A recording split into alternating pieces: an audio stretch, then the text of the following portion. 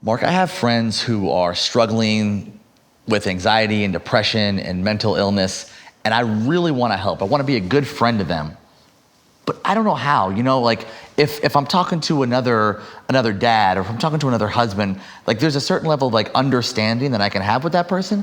But with my friends who are dealing with mental health issues, I can't get there on an empathy level with them in a way that I could easily get there with a guy talking about kids. So what can I do to support them? When we are at our worst, that's when we find out who our real friends are. Not abandoning your friend, supporting your friend, listening carefully, encouraging your friend, supportively but clearly to get some help. Being willing to pray with them as they're getting that help. Pray with them, pray for them, offer them support, accountability. I think those two things go together, support and accountability. If we just do support, there's really no traction to that. If we just do accountability, that's just a legalistic thing, it's just law.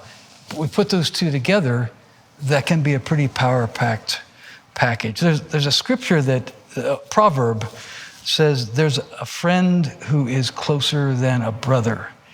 That's a beautiful thing to be able to do. That takes time, that takes energy, that takes commitment.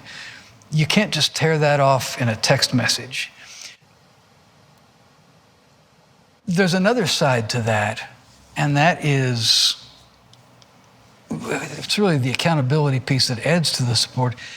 If the person isn't willing to go get help, isn't willing to seek that help, take those steps, we might not be helping them by just keep listening and listening and listening. The other side of that is the first 3 words they say, go get some help. There's a balance there. Any support that we offer, we have to balance against our own time and energy limitations. We can't be the support person for everything in life for somebody who's just going to take advantage of that. Yeah, because I'm not a therapist, and I'm not a person who can fix everything. Though I'd want to be a therapist, and though I want to fix everything, you're telling me I have freedom as a friend supporting someone walking through this to not be either of those. Correct. Man, that's freeing, because you want to help, you want to do something to contribute. And what you're saying is just being there and kind of helping start that conversation with them is a helpful thing. Walking alongside them while they're following through with that. Yeah. The help they're getting. And I heard you say that I don't have to sacrifice my own mental health for the situation. Right.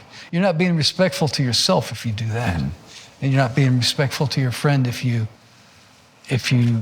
promise things you don't really have the wherewithal to follow through on.